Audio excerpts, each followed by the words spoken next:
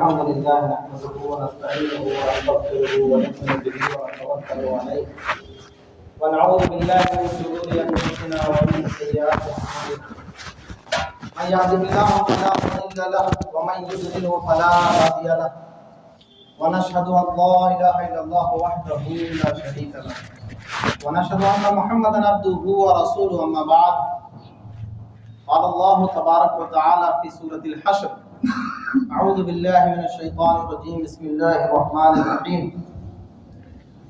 هو الله الذي لا اله الا هو عالم الغيب والشهادة هو الرحمن الرحيم هو الله الذي لا اله الا هو الملك القدوس السلام المؤمن المهيمن العزيز الجبار المتكبر سبحان الله عما يشركون هو الله الخالق البارئ المصور له الاسماء الحسنى يسبح له ما في السماوات والارض وهو العزيز الحكيم وقال رسول الله صلى الله عليه وسلم قل الحق ولو كان مرا وقال ايضا قل الحق ولو على نفسك او كما قال عليه الصلاة والسلام.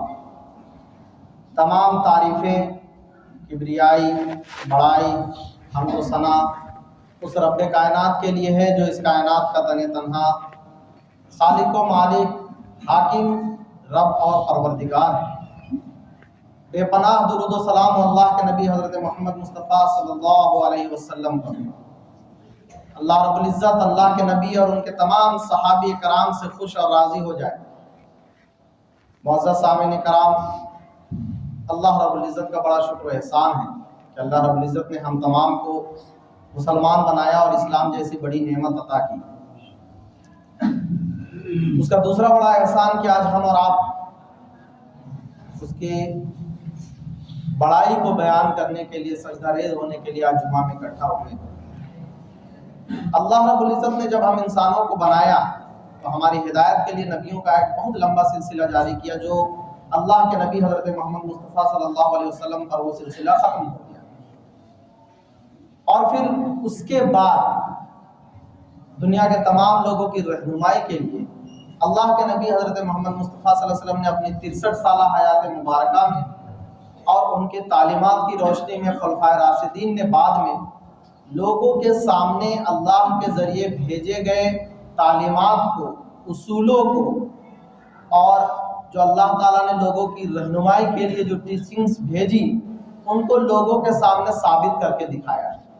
اللہ کے نبی حضرت محمد مصطفیٰ صلی اللہ علیہ وسلم کی مکی زندگی جس طریقے سے مشکلات، پریشانیوں اور تکلیفوں کا تھا، اس کے بعد جب وہ مدینے میں جاتے ہیں تو مدینہ میں انہوں نے اسلامک ٹیچنگز کا، اللہ کے بتائے ہوئے طریقے کے مطابق چلنے کا ایک ایسے سماج اور معاشرے کی تشکیل دی جو اس وقت کی ایک مثالی معاشرہ اور مثالی سماج کہا جا سکتا تھا.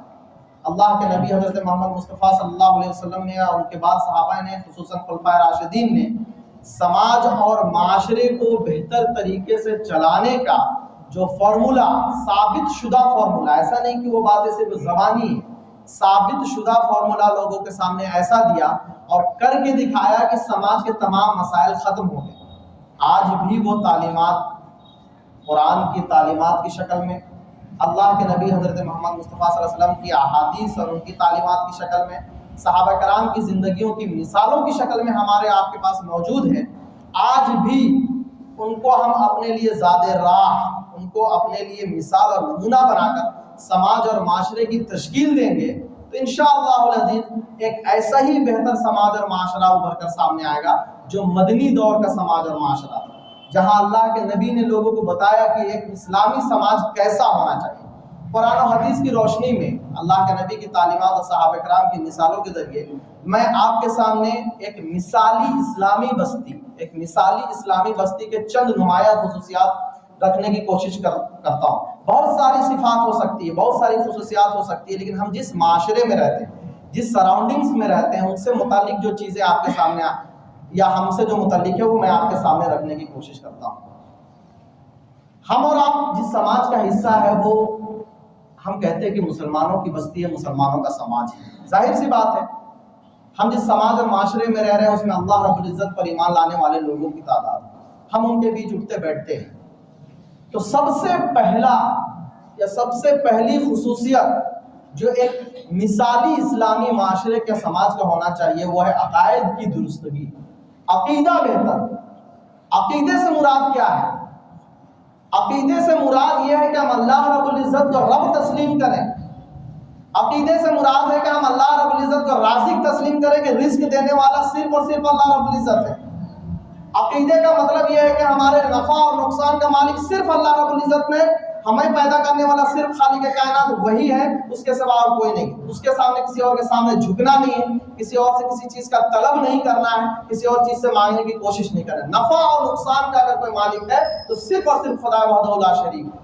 وہی رزاق ہے، وہی ہمیں رزق دینے والا ہے. پریشانیاں آئیں گی، دقتیں آئیں گی، لیکن اس کے باوجود ایمان ہمارا اتنا کمزور نہیں ہونا چاہیے کہ جو چیزیں ہمیں اللہ سے، اللہ کے نبی حضرت محمد مصطفیٰ صلی اللہ علیہ وسلم کی ایک حدیث کا مفہوم بیان کیا جاتا ہے کہ انسان کو اللہ کے سامنے ایسا عاجز ہونا چاہیے، اس کا عقیدہ ایسا مضبوط ہونا چاہیے، رب اللہ کو وہ اس طریقے سے تسلیم کرے کہ اگر اس کے جوتے کا تسمہ بھی ٹوٹ جائے، سول جس کو ہم لوگ کہتے ہیں، جوتے کا نچلا حصہ سول جس کو کہتے ہیں، اگر وہ جوتے کا نچلا حصہ اس کا سول بھی ٹوٹ جائے تو وہ بھی وہ خدا وحدہ لا شریک سے مانگے.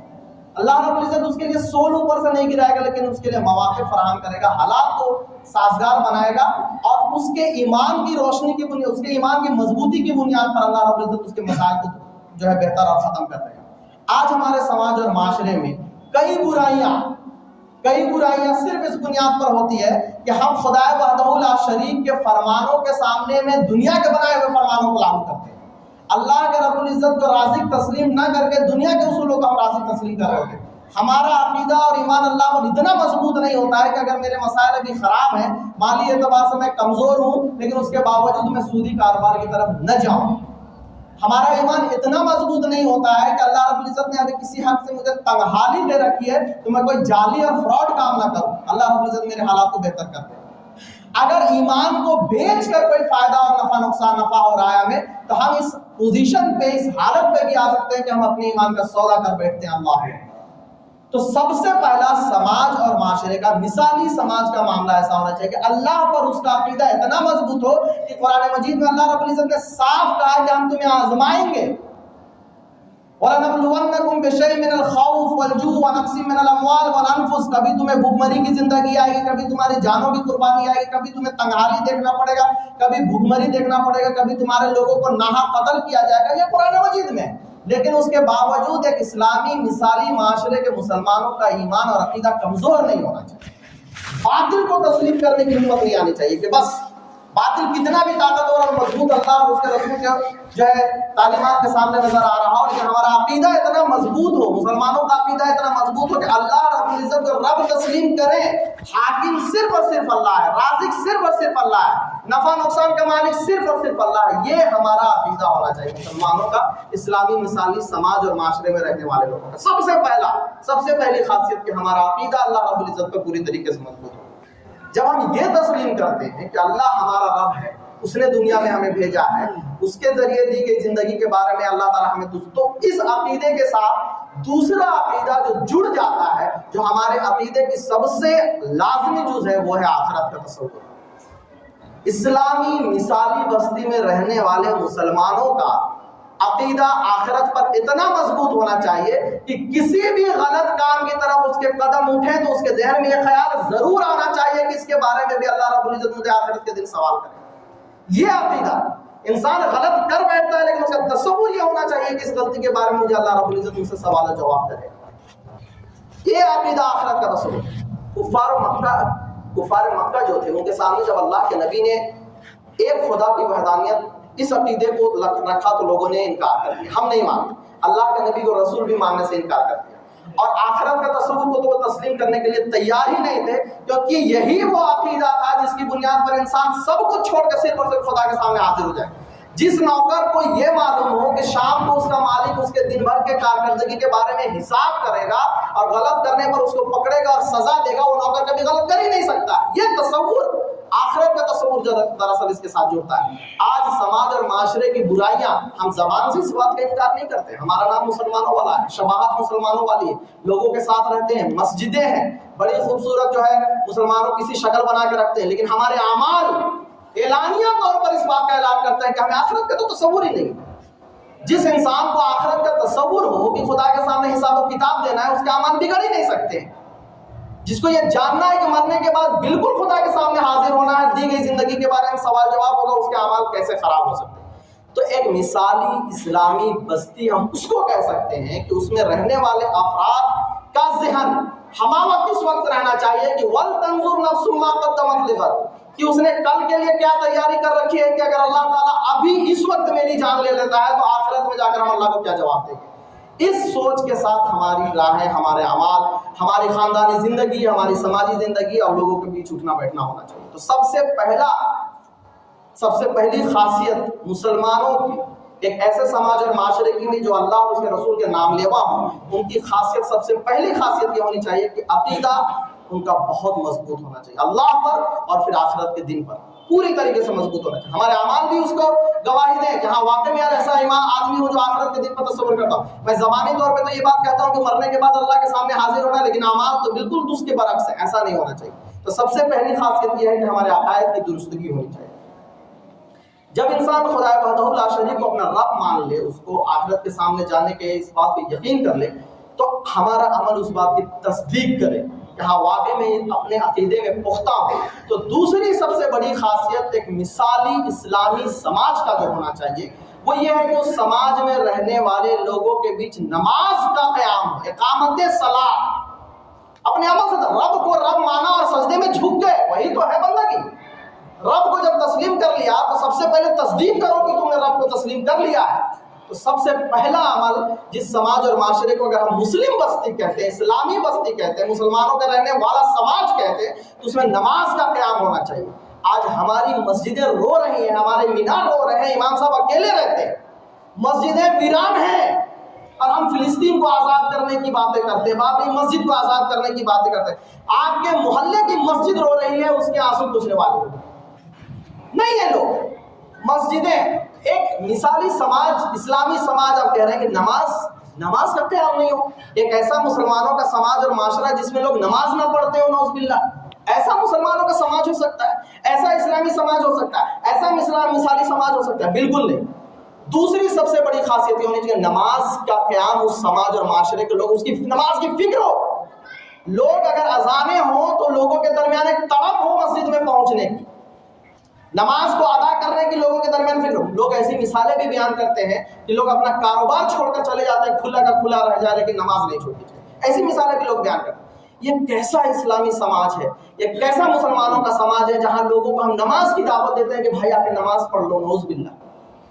تو دوسری سب سے بڑی خاصیت جو مسلمانوں کے سماج کی ہونی چاہیے کہ نماز کا قیام بہرحال، نماز کی فکر ہونی چاہیے، دوڑا دوڑی ہونی چاہیے۔ اذان حی علی الفلاح کی جب آواز لگے تو کامیابی کی طرف لوگ دوڑیں، حی علی الصلاح کی جب مؤذن اذان دے تو کامیابی کی طرف لوگ دوڑیں۔ یہ فکر ہمارے سماج اور معاشرے میں نہیں دیکھنے کو ملتی۔ آج الحمدللہ اتنی بھیڑ ہے، عصر میں اتنی بھیڑ رہے، مغرب میں یہی بھیڑ رہے، فجر میں یہی بھیڑ رہے، باقیہ نمازوں کی کوئی اہمیت بالکل۔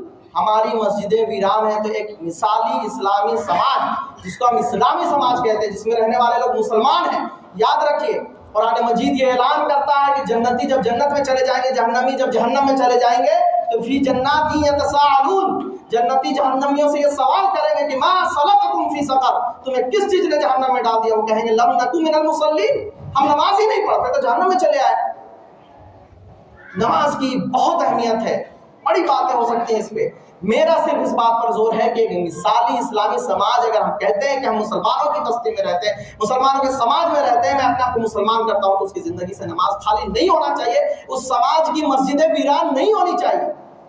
تو دوسری خاصیت جو ایک مثالی اسلامی سماج کا ہونا چاہیے کہ اس کی مسجدیں نمازوں کے وقت بھری ہونی چاہیے، نماز کا قیام ہو، ادائے نماز نہیں کہ لوگ انفرادی طور پہ گھر میں نماز پڑھ لیں، اذان دی جائے تو جماعت کے ساتھ نماز کی ادائیگی ہونی چاہیے، مرد مسجدوں میں نظر آئیں، خواتین بھی نماز پڑھتے ہوئے نظر آئیں، بچے بوڑھے۔ ایک بڑا المیہ ہمارے سماج کا ایسا ہے کہ میں اپنے عمر تک تو میں نے کم سے کم یہ دیکھا ہے کہ ہمارے عمر تک مؤذن بچوں کو مار مار کے مسجد سے بھگاتے تھے، اتنی شور ہوتی تھی مسجدوں میں۔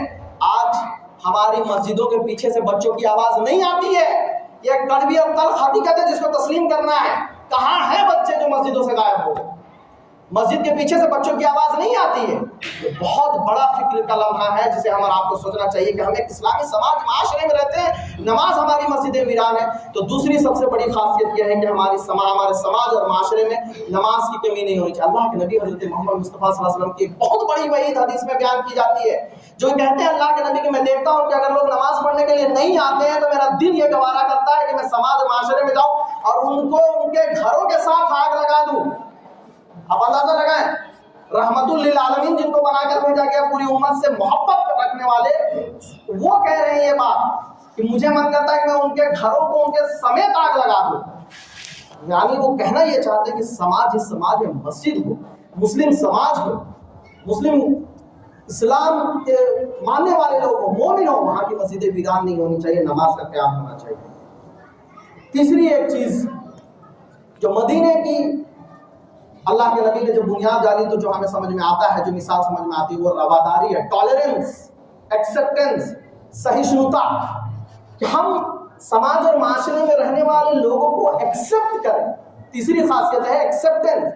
ایکسیپٹنس اس بنیاد پر ہو کہ بھائی وہ غریب ہے تب بھی اس کو ہم تسلیم کریں گے. وہ لوگوں نے آج بنا رکھا ہے ذات پات کہ ہمارا گوتیا بڑا گوتیا خاندان والا ہے, وہ گوتیا چھوٹا خاندان والا ہے, ہم بڑی ذات والے ہیں تو وہ چھوٹی ذات والے ہیں. ایکسیپٹنس نہیں ہے. باہر سے آئے ہوئے لوگ ہیں, ایکسیپٹنس نہیں ہے. یہ بھی ایک نیا جو ہے پہلو ابھر کا سامنے ہے. بحریہ لوگ ہیں, ایکسیپٹنس نہیں ہے ہمارے سماج میں. ایک اسلامی مثالی سماج ایسا ہونا چاہیے جس میں سب کے لیے ایکسیپٹنس ہو, لوگ ایک دوسرے کو روادار ہوں, تسلیم کریں. اللہ کے نبی حضرت محمد مصطفیٰ صلی اللہ علیہ وسلم جب ہجرت کر کے مکہ سے مدینہ گئے, تو وہ جو مثال وہاں کے مہاجرین انصار نے پیش کی, وہاں کے لوگ, مدینے کے لوگ جو انصار تھے, انہوں نے مہاجر جو لوگ باہر سے آئے تھے ان کی اتنی مدد کی. لوگ بیان کرتے ہیں کہ کسی کی اگر 2 بیویاں تھیں تو اپنی ایک بیوی کو اس نے طلاق دیا اور اپنی ایک بیوی کو اپنے ایک دوسرے بھائی کے ساتھ جو ہے نکاح کیا. یہ مثال کہیں اور نہیں ملتی. مہاجرین کی اتنی جو ہے لوگوں نے مدد کی, انصار نے ایکسپٹ کیا, لوگوں کو جو باہر سے آئے ہوئے لوگوں کو ایکسپٹ کیا, تسلیم کیا, ان سے محبت دکھائی. مدینے کا جب دستور بن رہا تھا, اللہ کے نبی صلی اللہ علیہ وسلم جب مدینے کا دستور بنا رہے تھے, اس میں صاف صاف اللہ کے نبی نے لکھا کہ یہاں رہنے والے ہر لوگوں کے, ہر مذہب کے ماننے والوں, ہر ذات پات کے لوگوں کے حقوق کی ادائیگی کی جائے گی. کسی کے بھی حقوق کو پامال نہیں کیا جائے گا. وہاں رہنے والے غیر مسلمین جو مدینہ میں رہتے تھے, یہود و نصارہ جو رہتے تھے, ان کے حقوق کی اللہ کے نبی نے جو ہے ان کی حفاظت کی. تو ہم ایک ایسے سماج میں رہ رہے ہیں جہاں ہم ایک دوسرے کو تسلیم نہیں کر پاتے. کوئی بھی بنیاد ہو سکتی ہے, کوئی بھی بنیاد ہو سکتی ہے, رنگ بنیاد ہو سکتی ہے, ذات بنیاد ہو سکتی ہے, دولت بنیاد ہو سکتی ہے, علم کی بنیاد پر بھی میں بہت جاننے والا ہوں, یہ ان پڑھ آدمی اس کو میں تسلیم نہیں کروں گا, یہ باہر سے آیا ہوا آدمی اس کو میں تسلیم نہیں کروں گا. بالکل یہ اسلامی اصول کے خلاف ہے. تو تیسری سب سے اہم چیز جو ایک اسلامی سماج اور معاشرے کی خاصیت ہونی چاہیے کہ وہاں کے لوگ سہیشنو, ٹالرنٹ ہوں, ایک دوسرے کو تسلیم کریں. ایمان کی بنیاد, ایمان کی بنیاد, ان المؤمنون اخوہ, مومن آپس میں بھائی بھائی ہیں. تو ایمان ہماری اخوت کی بنیاد ہونی چاہیے, ایک دوسرے کو تسلیم کرنے کی بنیاد صرف اور صرف ایمان ہونی چاہیے. تو تیسری سب سے اہم خاصیت جو ہمارے سماج اور معاشرے میں ہونا چاہیے کہ ہم ایک دوسرے کو ایکسیپٹ کریں. چوتھا ہے جس کو ہم اسلامی مثالی سماج اور معاشرہ کہیں گے, اس میں چوتھا روزگار. اسلامی مثالی سماج میں رہنے والے مسلمان بے روزگار نہیں ہو سکتے. اللہ کے نبی حضرت محمد مصطفیٰ صلی اللہ علیہ وسلم کے پاس ایک صحابی آیا اور انہوں نے کہا کہ میں بہت ضرورت مند ہوں, اللہ کے نبی میری کچھ مدد کر دیجیے. اللہ کے نبی نے صحابہ کرام سے کہہ کے اس کی کچھ مدد بھی کرنے کی کوشش کی, پھر رک گئے. انہوں نے کہا کہ کیا کرتے ہو, تمہارے پاس کچھ ہے؟ نہیں. تو یہ پیسہ لے کے جاؤ اور مارکیٹ سے کلہاڑی خرید کے لاؤ. کلہاڑی خرید کے لائے. پھر انہوں نے کہا کہ اس کو آپ لے کے جنگل میں جاؤ, لکڑیاں کاٹو اور لکڑیاں بیچ کر تم برسرے روزگار بنو. بے روزگار مومن نہیں ہو سکتا. ایک مومن بے روزگار نہیں ہو سکتا. ہمارے سماج اور معاشرے میں آپ دیکھیں گے کہ بہت سارے لوگوں کو برسرے روزگار کرنے کے لیے لوگ تیار ہوتے ہیں, زکات دیتے ہیں کہ بھائی کام کر لو, بیٹھے ہیں بے روزگار بیٹھے. ایک مومن یاد رکھیے آگے قوی مومن بہتر ہوتا ہے ایک ضعیف مومن سے. قوی کی مثالیں لوگوں نے, مفسرین نے, محدثین نے بیان کی کہ ہر اعتبار سے وہ مضبوط ہو, جسمانی اعتبار سے بھی مضبوط ہو, مالی اعتبار سے بھی بہتر ہو, سماجی معاشرتی اعتبار سے بہتر ہو. تو ایک مومن بے روزگار نہیں ہو سکتا. کوئی بھی طریقہ اختیار کرے, ضرور نہیں کہ ہر آدمی بہت دولت کمائے, لیکن ایک مثالی اسلامی سماج میں رہنے والا مومن بے روزگاری کا زندگی نہیں جی سکتا ہے. روزگار اس کے اندر. اور جب ہم روزگار کی بات کرتے ہیں تو اس کا یہ مطلب نہیں ہو کہ کوئی بھی طریقہ اختیار کر دیا جائے. حلال رزق یاد رکھیں. جہاں پہ روزگار کو اللہ کے نبی نے بڑھاوا دیا وہیں پہ حرام رزق کی بہت وعیدیں بتائی کہ کسی انسان کے جسم میں اگر ایک خون بھی حرام کمائی کا ہے تو اس کی عبادتیں قبول نہیں ہو. لوگ یہ سمجھتے ہیں کہ ہم مسجد میں اتنا پیسہ دے رہے ہیں بھلے سے حرام کمائی کا ہے تو اللہ تعالیٰ اس کو تسلیم کر لے گا. بالکل نہیں. آپ پوری دولت حرام کمائی کے اگر مسجد اور مدرسوں میں لوٹا دیں پھر بھی اللہ تعالیٰ جو ہے اس کو تسلیم کرنے والا نہیں. تو جب روزگار کی بات کہی جاتی ہے مثالی سماج اور معاشرے کی تو وہی حلال روزگار کا اختیار کرنے کی کوشش کرنی چاہیے انسان. پانچویں ایک چیز بہت اہم چیز جو ایک مثالی اسلامی سماج کا حصہ ہونا چاہیے, وہاں پہ رہنے والے لوگوں کا حصہ ہونا چاہیے, جو اس اسلامی سماج کا اپنے آپ کو حصہ سمجھتے ہیں ان کا ہونا چاہیے کہ وہاں کے افراد حق بولنے والے لوگ ہوں, حق گو لوگ ہوں, حق بولنا جانتے ہو, صحیح کو صحیح غلط کو غلط بولنے والے لوگ ہوں سماج اور معاشرے. وہ اسلامی مثالی سماج بن سکتا ہے.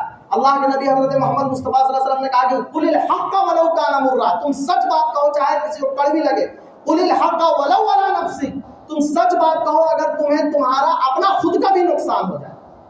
تو ایک اسلامی مثالی سماج ایسا سماج ہونا چاہیے. دیکھیے جب سچ بولنے والے لوگ ہوتے ہیں تو انصاف تک لوگ پہنچتے ہیں. کسی کے ساتھ ظلم ہوا, ایک ظالم ہے ایک مظلوم ہے, کسی شخص نے ظالم کو ظلم کرتے ہوئے دیکھا لیکن اس کے عہدے کی بنیاد پر, اس کے طاقت کی بنیاد پر, اس کے علم کی بنیاد پر, اس کے اثر و رسوخ کی بنیاد پر, اس کے رتبے کی بنیاد پر وہ آدمی سچ نہیں بولے گا, حق نہیں بتائے کہ بولوں گا تو کہیں ایسا نہ ہو کہ مجھے کوئی تکلیف پہنچا دے, بولوں گا تو ایسا نہ ہو کہ ہمارے رشتے خراب ہو جائیں, بولوں گا تو ایسا نہیں کہ مجھے کوئی دقت اور پریشانی آ جائے. اب وہ آدمی حق نہیں بولے گا تو اس مظلوم کو اس کا حق نہیں ملے گا, انصاف نہیں ہو سکتی ہے. سماج میں بے انصافی, لوگوں کو حق نہیں ملنے کی ایک بہت بڑی وجہ وہ لوگ ہیں. یاد رکھیے فیصلہ کرنے والے اور جس کا فیصلہ کیا جا رہا ہے وہ اتنا گنہگار نہیں ہوگا جتنا وہ شخص جو اس بات کو حق بتا کر انصاف تک لوگوں تک پہنچا سکتا ہوگا وہ گنہگار ہوگا. اللہ کے نبی حضرت محمد مصطفیٰ صلی اللہ علیہ وسلم کی بہت مشہور حدیث ہے جس کا ایک حصہ کہ من رأى منکم منکرا فلیغیرہ بیدہ وإن لم یستطع فبلسانہ, کہ اگر کوئی انسان سماج معاشرے میں کوئی برا ہوتا ہوا دیکھے تو زبان سے اس کو بولے, لوگوں کو بتائے کہ ایسا غلط ہو رہا ہے. اگر وہ نہیں بولتا ہے تو قیامت کے دن اللہ تعالیٰ اس کو پکڑے جائے گا. تو ایک مثالی اسلامی سماج کے افراد ایسے ہونے چاہیے جو حق بولنے والے لوگ ہوں, کسی رتبے سے نہ ڈرے, کسی عہدے سے نہ ڈرے, کسی رشتے سے نہ ڈرے, کسی علم سے نہ ڈرے, کسی رتبے سے نہ ڈرے. حق وہ ہونا چاہیے. اللہ تعالیٰ قرآن میں کہتا ہے قولوا قولا سدیدا, صاف صاف سچی حق کی باتیں کرو. تو ایک مثالی اسلامی سماج کے لوگوں کی بات ہم کہہ رہے ہیں کہ ایسے ہونے چاہیے جو حق کو حق تسلیم کریں اور حق کی بات لوگوں کے سامنے بیان کرنے کی کوشش کریں. سب سے ابھی کے دور میں سب سے اہم ضرورت ہے کہ سچ کی گواہی لوگوں کے سامنے دی جائے, شہادت حق دی جائے, حق کی گواہی لوگوں کے سامنے بیان کرنے کی جائے. غلط کے خلاف آواز اٹھانے کا جذبہ پیدا کرنا ہو, گٹس پیدا کرنا ہوگا, اسپائن اپنے اندر ہمت پیدا کرنی ہوگی کہ غلط ہو رہا ہے سماج اور معاشرے. لوگوں کے مولانا رومی نے غالباً یا پھر کسی نے کہا ہے, اکابرین میں سے کسی نے کہا کہ سماج اس وقت برا نہیں ہوتا جب سماج میں برے لوگوں کی تعداد بڑھ جاتی ہے, بلکہ سماج اس وقت برا ہوتا ہے جب اچھے لوگ چپ ہو جاتے ہیں, بولنا بند کر دیتے ہیں, غلط کے خلاف بولنا بند کر دیتے ہیں, غلط کو غلط کہنا بند کر دیتے ہیں, تو سماج برائی کے راستے پہ چلا جاتا ہے. تو یاد رکھیے سماج میں حق بولنے والے لوگوں کی اگر تعداد کم رہے گی تو وہ مثالی سماج, اسلامی سماج کم از کم نہیں ہو سکتا ہے. چھٹی چیز, ایک بہت اہم چیز یہ بھی ہے کہ قیام عدل و قسط ہو, انصاف کا بول بالا ہو, انصاف کرنے والے لوگ ہوں, ہر طرح کے لوگ, انصاف کی باتیں وہاں پہ کی جاتی ہیں. اول تو یہ ہے کہ سب کو انصاف ملے برابر. جب انصاف کی بات کی جائے, کسی کے تعلق سے فیصلہ کیا جائے, کسی کے تعلق سے انصاف کی بات کہی جائے تو اس میں سب کٹگرے میں برابر ہو, سب کے لیے فیصلہ ایک سمان ہوگا. کوئی بھی آدمی ہو سب کے لیے انصاف, سب کو سب کے حق کا پورا حصہ ملے. یہ اس سماج اور معاشرے کے لوگ اس بات کو انشور کریں, یقینی بنائیں کہ اس سماج اور معاشرے کے لوگوں کے ساتھ ناانصافی نہیں ہوگی, کسی کے حقوق کی پامالی نہیں ہوگی, کسی کے ساتھ بھی کسی بھی بنیاد پر کہ بھائی اس کو اگر غلط فیصلہ بھی کر دیں گے, اس کو دبا بھی دیں گے تو یہ چپ ہو جائے گا. یہ رویہ اختیار نہیں کرنا. اور ہر شخص جواب دے, کلکم رائن وکلکم مسئول عن رعیتہ, یہ اپنے اندر پیدا کرے کہ ہر شخص جواب دے. اگر کسی انسان کو انصاف نہیں ہوتا ہے کسی کے ساتھ تو ہر شخص اس کے لیے جواب دے ہے, ہر انسان جواب دے. غلطی کرنے پر سب کو سزا ملے گی, غلطی کرنے پر سب کو سزا ملے گی. اللہ کے نبی حضرت محمد مصطفیٰ صلی اللہ علیہ وسلم کا ایک بہت تاریخی قول ہے کہ اللہ کے نبی نے کہا کہ اگر میری بیٹی فاطمہ بھی چوری کرے تو اس کا بھی ہاتھ کاٹا جائے گا. یہ فارمولا, یہ فارمولا سماج اور معاشرے کو صحیح راستے کی طرف لے جاتا ہے۔ غلطی کرنے پر سماج کے ہر ایک فرد کو سزا ملے گی، اور اگر ناانصاف ہے تو سب کو برابری طور سے، اس کو جو ہے بے قصور ہے تو سب کو برابر طور پہ اس کے ساتھ فیصلہ کیا جائے۔ یہ عوام کے لیے بھی آتا ہے، اور پھر الحمدللہ ہمارے یہاں پہ عدلیہ قائم ہے، انجمنیں قائم ہے، فیصلہ کیے جاتے ہیں۔ قرآن حدیث کی روشنی میں کہا جاتا ہے کہ اگر کوئی انسان کسی کے سامنے کوئی ذمہ دار بنایا گیا، اس تک اگر کوئی معاملہ پہنچتا ہے اور وہ محنت کرتا ہے کہ کسی طریقے سے حق بات تک پہنچ جائے، اور حق بات تک پہنچ جاتا ہے اور حق اور انصاف کا فیصلہ کرتا ہے، تو اللہ کے نبی نے کہا کہ اس کے لیے 2 اجر ہے۔ لیکن وہ پوری محنت کرتا ہے، پوری طریقے سے کوشش کرتا ہے، اجتہاد کرتا ہے، لیکن اس کے باوجود وہ غلط راستے تک پہنچ جاتا ہے، صحیح انصاف نہیں کر پاتا ہے، تو بھی اللہ تعالیٰ اس کو 1 اجر دے گا کہ اس نے حق اور ایمانداری کے ساتھ انصاف کیا۔ لیکن اگر سماج اور معاشرے کا شیوا یہ بن جائے کہ لوگوں کی شکلیں دیکھ کر انصاف، لوگوں کی شکلیں دیکھ کر فیصلہ کیا جائے، لوگوں کی شکلیں اور ان کے رتبے اور عہدے دیکھ کر لوگوں کے سامنے بات کی جائے، تو قیامت کے دن اللہ تعالیٰ نے کہا کہ جس انسان کو مسلمانوں کا چھوٹے معاملے کا بھی ذمہ دار بنا دیا گیا، اس کو سمجھیے کہ الٹی چھری سے ذبح کر دیا گیا۔ اتنا بھیانک اس کے بارے میں بات کہی گئی۔ تو یہ عدل کے قیام کا یہ جو معاملہ ہے ہمارے سماج اور معاشرے میں ہونا چاہیے۔ ہمارے سماج اور معاشرے میں یہ مثالی اسلامی سماج کا حصہ ہے، اتنا حصہ ہے کہ اگر کسی کو یہ لگا کہ میرے ساتھ ناانصافی ہو تو آپ یاد رکھ، آپ کوشش کیجئے، بس ذہن میں لائیے کہ حضرت عمر جیسی شخصیت ہے، لوگوں کو بیان کر رہے ہیں، خطبہ دے رہے ہیں، خطبے کے دوران سے ایک عام خاتون اٹھتی ہے اور پوچھتی ہے اس سے کہ حضرت عمر آپ کے پاس 2 چادر کیسے ہیں؟ مال غنیمت میں سے ہر ایک انسان کو ایک چادر ملا تھا، آپ کو 2 چادر کیسے مل گیا؟ وقت کا امیر ہے، مسلمانوں کا امیر المومنین ہے، لیکن وہ انسان جواب دہ ہے، اور اس کے سامنے وہ جواب دیتے ہیں حضرت عمر کہ یہ ہدیہ کیا ہے میرے بیٹے نے، تب جا کر میرے پاس 2 چادر آئی ہے۔ انصاف کا یہ تقاضا ہونا چاہیے، لوگوں کے سامنے کلیئر ہو باتیں، ٹرانسپیرنٹ ہو، حق اور انصاف کی بات اس حد تک پہنچنی چاہیے۔ ہم اگر مثالی اسلامی سماج میں رہتے ہیں تو انصاف اس طریقے سے بول بالا ہو، لوگوں کے تمام لوگوں کی جو ہے حقوق کی ادائیگی کی جائے، کسی کے ساتھ ناانصافی نہ ہو۔ آخری بات، 2-3 باتیں اور ہیں، میں ایک بات کو کہہ کے اپنی بات کو ختم کرتا ہوں۔ ایک سماج اور معاشرے کی ایک اور خاصیت جو ہونی چاہیے وہ یہ ہے کہ ہمارے سماج اور معاشرے کے حقوق العباد کی ادائیگی کرنے والے۔ گزشتہ جمعہ میں اس پہ بڑی تفصیل سے میں نے گفتگو کی تھی، لیکن ایک بات جہاں پہ یہ کہا گیا کہ ما سلککم فی سقر، تمہیں کس چیز نے جہنم میں ڈال دیا؟ کہا کہ لم نکن من المصلین ولم نکن نطعم المسکین، اور ہم مسکینوں کو کھانا نہیں کھلاتے تھے۔ اس کا یہ مطلب نہیں ہے کہ صرف مسکین، مطلب یہ ہے کہ ہم سماج اور معاشرے میں رہنے والے محتاج اور ضرورت مندوں کی ضرورتیں پوری نہیں کرتے تھے، ہمارے دروازے بند رہتے تھے۔ تو ایک مثالی اسلامی بستی یا اسلامی سماج وہ سماج ہوگا جہاں ہر ضرورت مند، ایک تو ہوتا ہے کہ لوگ اتنے مجبور ہو جاتے ہیں کہ مانگتے ہیں، یہ ہمارے سماج کے لیے ناسور ہے کہ ایک باپ مسجد میں کھڑا ہو کے کہے کہ بھائی میری بیٹی کی شادی نہیں ہو رہی ہے، چندہ دے دیجیے۔ ایک تو یہ طریقہ ہوتا ہے۔ سماج میں بہت سے ایسے لوگ ہوتے ہیں جو شرم کی بنیاد پر مانگتے نہیں ہیں، ان کے حالات بہت خراب ہوتے ہیں۔ تو ایک مثالی اسلامی سماج ایسا ہونا چاہیے جو حضرت عمر کا دور تھا۔ حضرت عمر چکر لگایا کرتے تھے، گھوما کرتے تھے کہ اگر سماج اور معاشرے میں کوئی ایک انسان کا اگر بھوکا سو جائے گا تو قیامت کے دن اللہ تعالیٰ مجھ سے پوچھے گا کہ امیر المومنین تھے تم نے کیسے کیا؟ تو ہمارا بھی سماج اور معاشرے کا، اسلامی سماج اور معاشرے کے افراد ایسے ہونے چاہیے جس کے آس پڑوس کے لوگ ضرورت مند لوگ ہیں، ان کی ضرورتیں مانگنے سے پہلے پوری کی جائے، ان کی ضرورتیں مانگنے سے پہلے پوری۔ ہماری دولت میں ترجیحات کا تعین ہونا چاہیے کہ ہماری جو دولت ہے، ہمارے عوام کی جو دولت ہے، اس کا استعمال کس طریقے سے ہونا چاہیے۔ سماج کے عام محتاجوں کی ضرورتیں پوری ہونی چاہیے، کسی لغویات میں ختم ہونا چاہیے۔ ہم سماج اور معاشرے کے چیزوں کو بہتر بنانے کی کوشش کریں گے۔ اللہ رب العزت سے دعا ہے کہ اللہ تعالی ہم تمام لوگوں کو کہنے اور سننے سے زیادہ عمل کرنے کی توفیق نصیب فرمائے۔ اللہ اور اس کے رسول نے جس طریقے کا طریقہ بتایا ہے سماج اور معاشرے کو بہتر طریقے سے چلانے کے جو فارمولے دیے ہیں، جو قرآن و احادیث میں جو طریقے اور تعلیمات بیان کیے گئے ہیں، ان تعلیمات کی روشنی میں ہم اپنے سماج اور معاشرے کو بہتر بنانے کی کوشش کریں۔ اللہ تعالی ہم تمام کو کہنے سے سننے سے زیادہ عمل کی توفیق نصیب فرمائے، آمین۔ وآخر دعوانا الحمد للہ رب العالمین۔